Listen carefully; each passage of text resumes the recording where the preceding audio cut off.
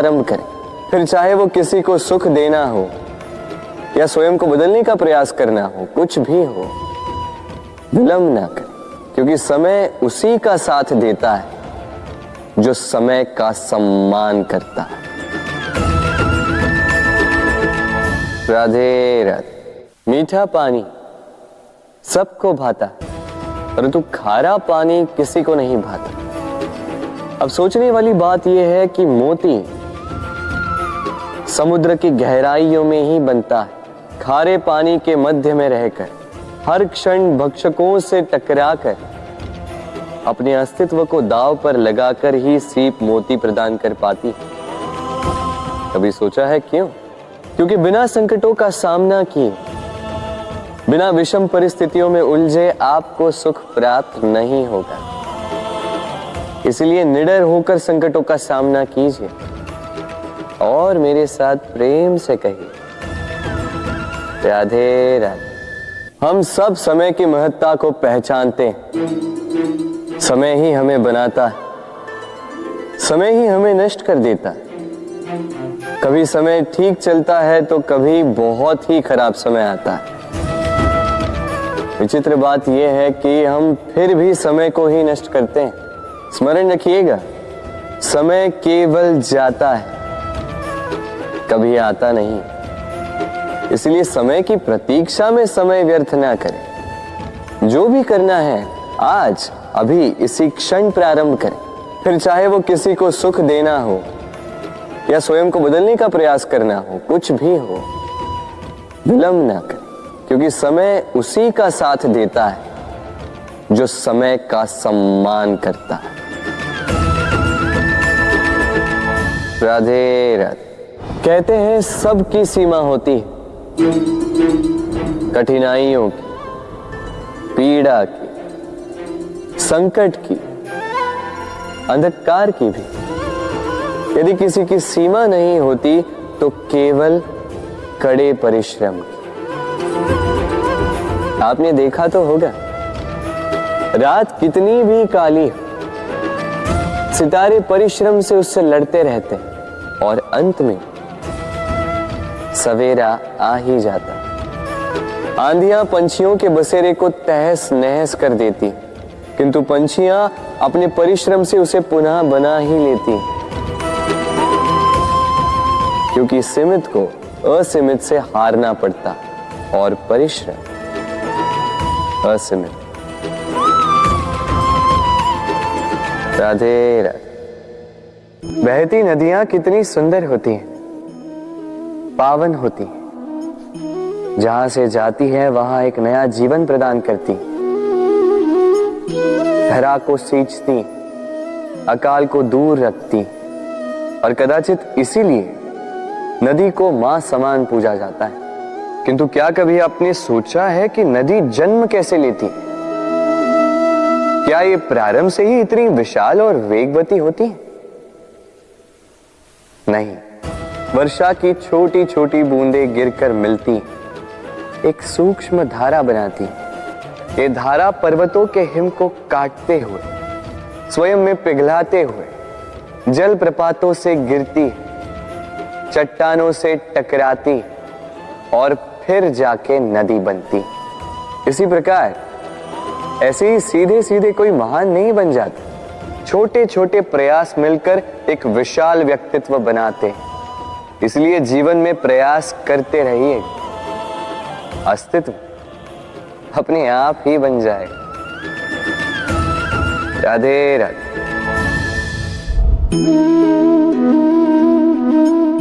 ये पुष्प देख रहे हैं आप?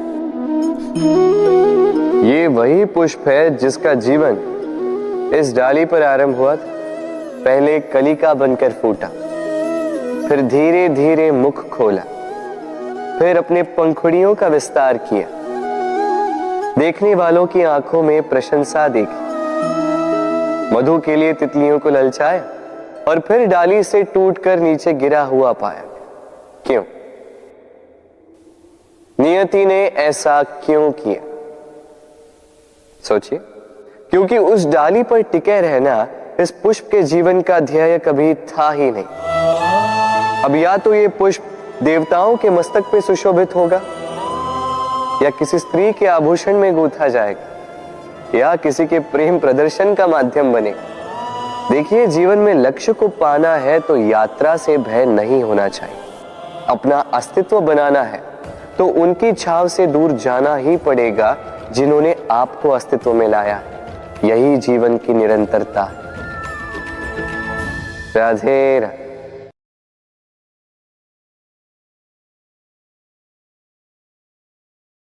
होता है, सागर का जल खारा होता है और किसी नाले का जल दुर्गंध से भरा। क्यों?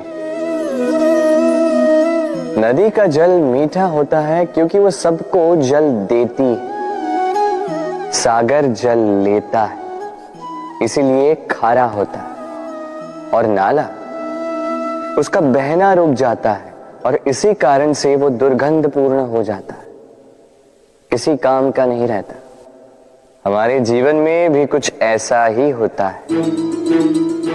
यदि नदी की भांति जीवन में कुछ देना सीखो तो जीवन में मिठास बनी रहेगी। यदि सागर की भांति बांटने के स्थान पर केवल संचय करते रहो तो मन में खटास बढ़ती रहेगी। और यदि नाले की भांति बहना छोड़ दो, कर्म करना छोड़ दो तो किसी काम के नहीं रहोगे। इसलिए बिना किसी विराम के कर्म करते रहो और जो कुछ भी आपके पास है उसे बांटना सीखो। मन प्रसन्न होकर बोलेगा, राधे राधे। मनुष्य में एक बड़ा ही विशेष गुण पाया जाता है, मूल्यांकन करना। क्या महंगा है, क्या सस्ता है। जिसे खरीदने के लिए अधिक धन लगे, अधिक परिश्रम लगे, वो महंगा। जिसे खरीदने के लिए कम धन, कम परिश्रम लगे, वो सस्ता। परंतु क्या यही पूर्णतः सत्य है?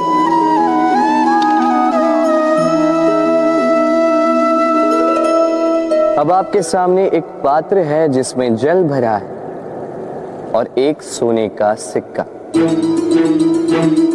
बताइए, इन दो वस्तुओं में अधिक महंगा क्या है? आप कहेंगे सीधी सी बात है, सोने का सिक्का ही अधिक महंगा होगा। इस सोने के सिक्के से आप ऐसे कई सारे जल के पात्र खरीद सकते हैं। चलिए, उचित।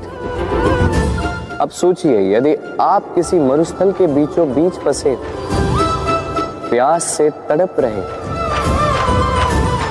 तब क्या महंगा होगा? तब तो आप इस एक घूंट जल के लिए अपनी जीवन भर की कमाई पाई पाई यूं ही गंवाने के लिए सज्ज हो जाएंगे। स्मरण रखिएगा, जीवन में महंगी या सस्ती वस्तु नहीं, परिस्थिति होती। और आवश्यकता पड़ने पर जो काम आ, उससे अमूल्य इस संसार में और कुछ भी नहीं।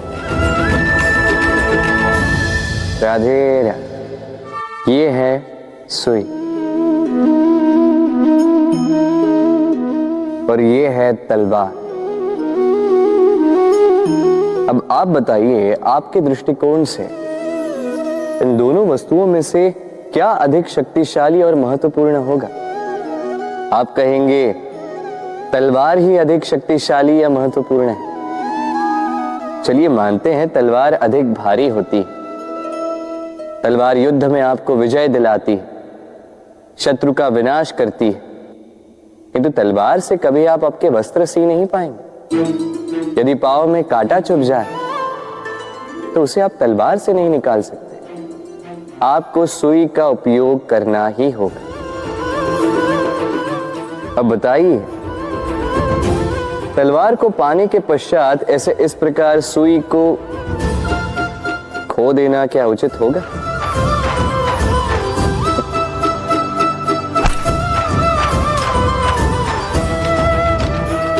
इसी प्रकार जीवन में संपन्न मित्र पाने के पश्चात आपके उन मित्रों को ना खोइए जो कम संपन्न हो, दरिद्र,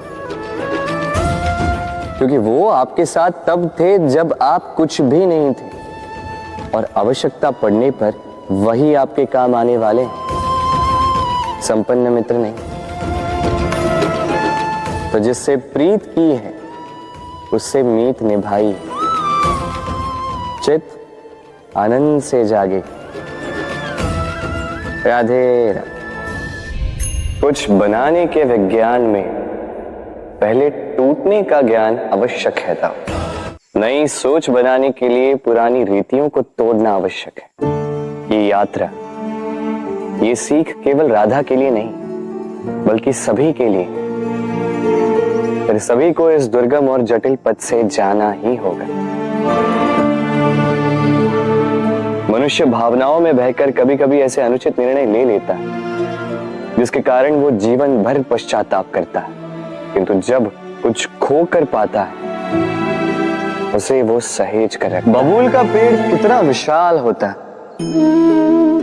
पीपल का पेड़ भी विशाल होता है, किंतु क्या आपने कभी सोचा है क्यों बबूल के पेड़ को काट के उसका उपयोग किया जाता है और क्यों पीपल के पेड़ को पूजा जाता है? इसलिए क्योंकि पीपल का पेड़ उसके नीचे बैठे पथिक को छाया देता है, अपनी डाली पर असंख्य पंछियों को बसेरा देता है, किसी को काटे चुबाकर दूर नहीं करता बल्कि उसे शीतल छाया देकर उसकी थकान हर लेता। इस संसार में यदि आपको सम्मान पाना है तो पीपल की भांति ही बनना होगा।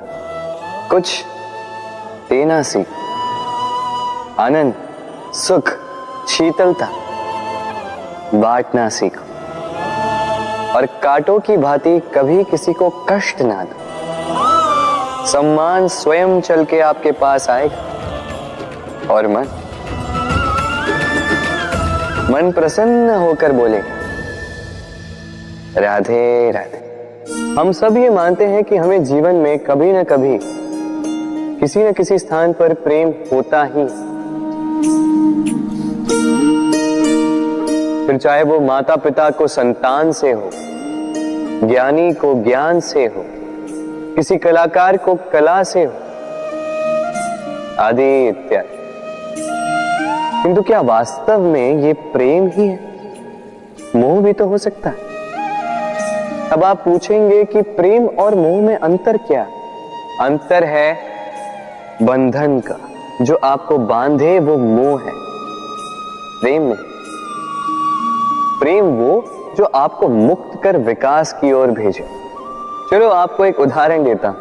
कुछ माता पिता अपनी संतान को किसी अन्य नगर में पढ़ने के लिए भेज नहीं पाते, अपनी संतान को उसके मित्रों के साथ खेलने के लिए भेज नहीं पाते, चिंतित रहते हैं कि कहीं उनकी संतान को पीड़ा ना पहुंचे और इसीलिए उसे बांध के रखते हैं। ये प्रेम नहीं है, ये मोह है। क्योंकि यदि ये प्रेम होता तो वो चाहते कि संतान माता पिता की छांव से बाहर निकलकर इस संसार को देखे, उसे समझे, उससे ज्ञान ले, अपनी अनुभवों से सीखकर अपना स्वयं का एक व्यक्तित्व बनाए। स्मरण रखिएगा, मोह से भय पैदा होता है और प्रेम से केवल आनंद। इसीलिए बांधिए मत, मुक्त कीजिए, क्योंकि यही प्रेम है। राधे राधे। संसार में संबंध बहुत ही महत्वपूर्ण होते हैं। अब प्रश्न ये उठता है कि संबंध कैसे होने चाहिए। संबंध शब्द के प्रारंभ में ही सम शब्द आता है। सम अर्थात समानता।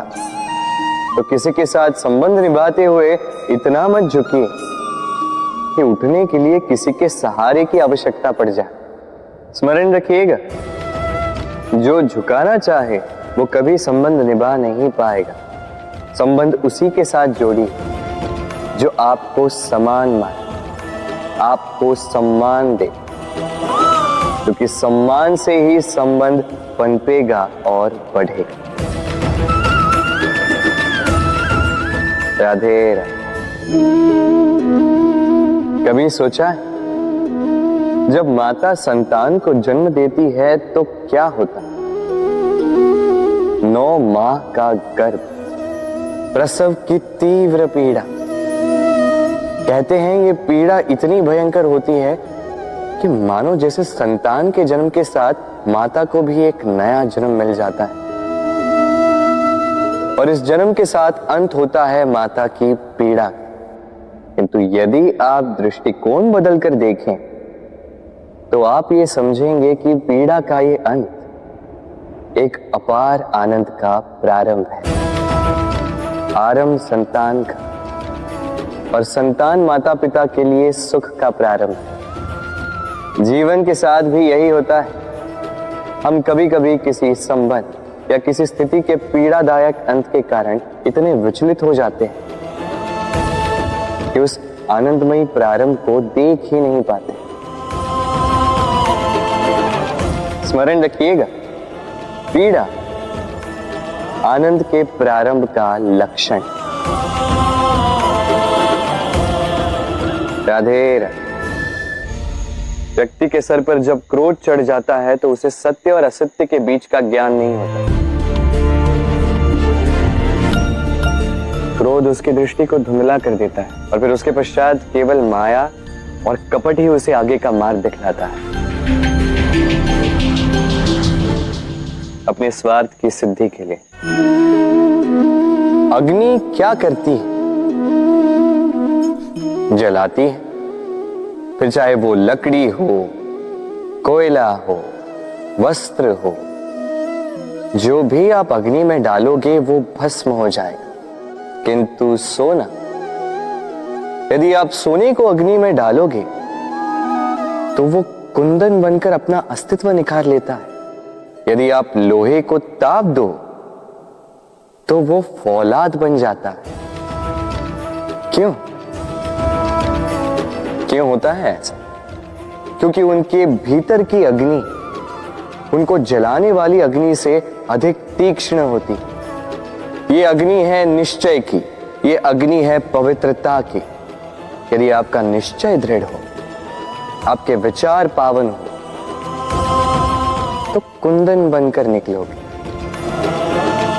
फौलाद बनकर निखरोगे, भीतर से बल पाओगे और कोई आपके साथ अनिष्ट नहीं कर पाएगा। राधे राधे। व्यक्ति का जीवन क्या है? अब आप कहेंगे जन्म और मृत्यु के बीच का समय। और मृत्यु कब होती है? जब व्यक्ति श्वास लेना छोड़ दे, हाथ पांव चलाना छोड़ दे, सोचना छोड़ दे। ऐसा नहीं। देखिए, जल की मृत्यु तब नहीं होती जब वो सूख जाती।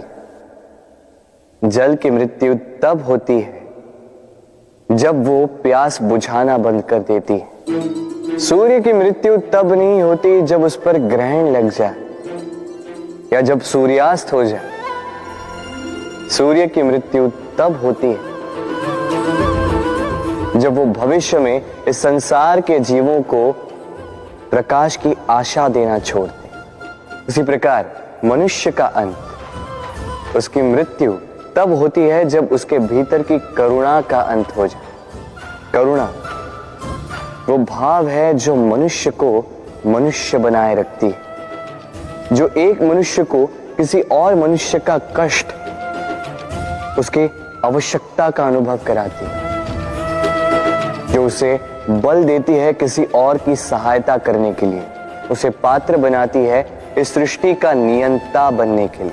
देखिए, इस संसार में मृत्यु केवल एक बार होती तो उससे पूर्व क्यों मरना? इस करुणा को क्यों मारना?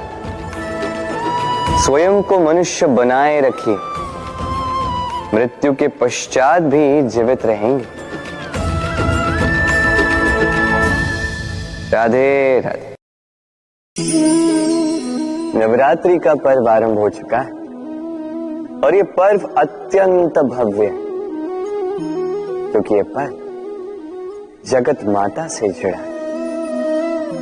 मां, कितना छोटा सा शब्द है, किंतु ठीक से देखो तो समस्त संसार इसी शब्द में समा है, मां, जो अपनी संतान के लिए हर संभव प्रयास करती है, कुछ भी करने के लिए सज्ज रहती है।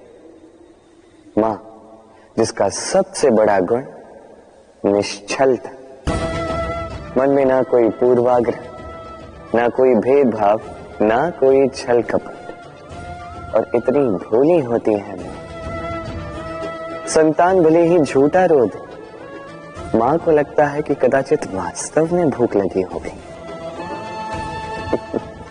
मां चाहे जन्म देने वाली हो चाहे पालने वाली, स्वर्ग, ये स्वर्ग हमें मां के चरणों के नीचे ही प्राप्त होता है।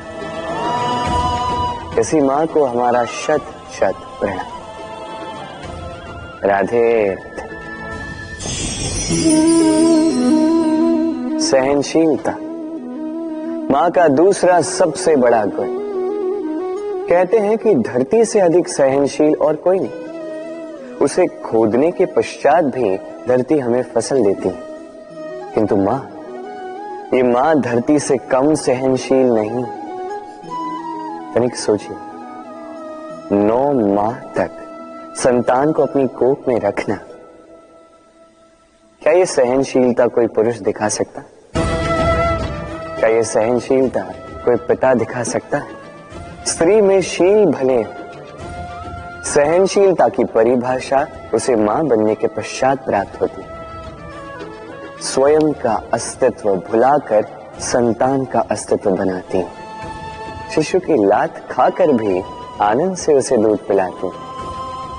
ये होती है मां, और इसी मां जननी को हमारा शत शत प्रणाम। राधे राधे।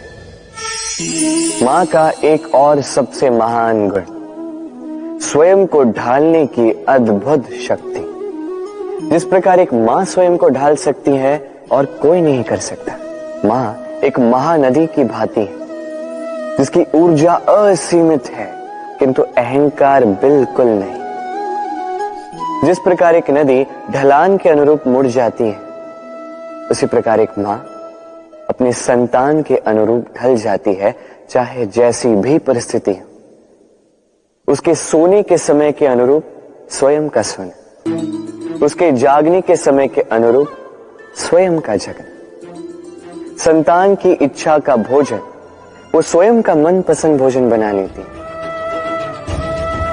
ये मां का आंचल ही तो है, जो धूप में छाप बनकर आता है, जो शीत में कंबल बनकर आता है। मां ऐसी होती है कि संतान की निद्रा ना टूटे, इसलिए एक करवट सोने का अभ्यास कर लेती, और इतना स्वयं को केवल वही ढाल सकती है जो संतान की ढाल बन सकती। इसी मां को हमारा शत शत नमन। राधे राधे। मां के 2 और सबसे महान गुण, साहस और संबल।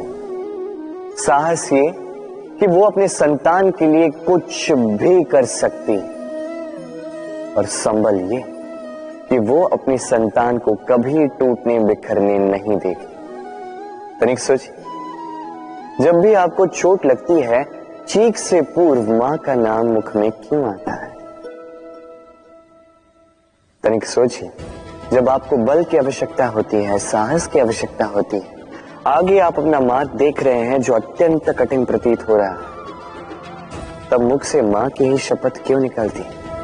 क्योंकि मां ही है जो हमें साहस देती है, मां ही है जो हमें सहारा देती है। मां जानती है कैसे हमारी उंगली पकड़ के हमें चलना सिखाना है। मां ये भी जानती है कि कैसे कान पकड़ के हमें उचित मार्ग पर लाना है। इसी साहसी मां को हमारा शत शत नमन। राधे राधे। कभी आपने सुना है, हिरणी सिंह से बचने के स्थान पर उससे जाके लड़ पड़ी। हिरणी ने सिंह पर आक्रमण कर दिया। कभी सुना है? कभी नहीं। किंतु ऐसा हो सकता है, ऐसा होता भी है, और ये होता तब है जब हिरणी के शावक संकट में हो। जब उन्हें सिंह से प्राणों का संकट हो तब हिरणी भी आके सिंह से लड़ पड़ती है, उससे भिड़ पड़ती है, क्योंकि वो मां है और मां अपनी संतान के लिए कुछ भी कर सकती है। ये ममता है, ये जितनी कोमल हो सकती है उतनी ही कठोर भी हो सकती है, और अपनी संतान के हित के लिए वो क्रोध की पराकाष्ठा पार करते हुए अपनी संतान की सुरक्षा करके ही रहेगी। और इसीलिए तो मां संतान के जीवन की सबसे बड़ी ढाल कहलाती। इसी मां को हमारा शत शत नमन। राधे राधे। करुणा, करुणा वो भाव है जिससे संसार के सारे भाव जन्म लेते हैं, और ये समस्त संसार ये मां से जन्म लेता है। मां वो व्यक्ति है जो करुणा का सागर है। संतान को देखकर ही समझ जाती है कि उसकी विडंबना क्या है, उसकी आवश्यकता क्या है। संतान के नेत्रों में यदि अश्रु दिखे, वो देखकर ही समझ जाती है कि उसके शरीर के कौन से भाग में उसे चोट लगी है। संतान के बिना कहे मां समझ जाती है कि आज भोजन में संतान क्या खाएगी। ये होती है मां। मां करुणा का सबसे बड़ा रूप है।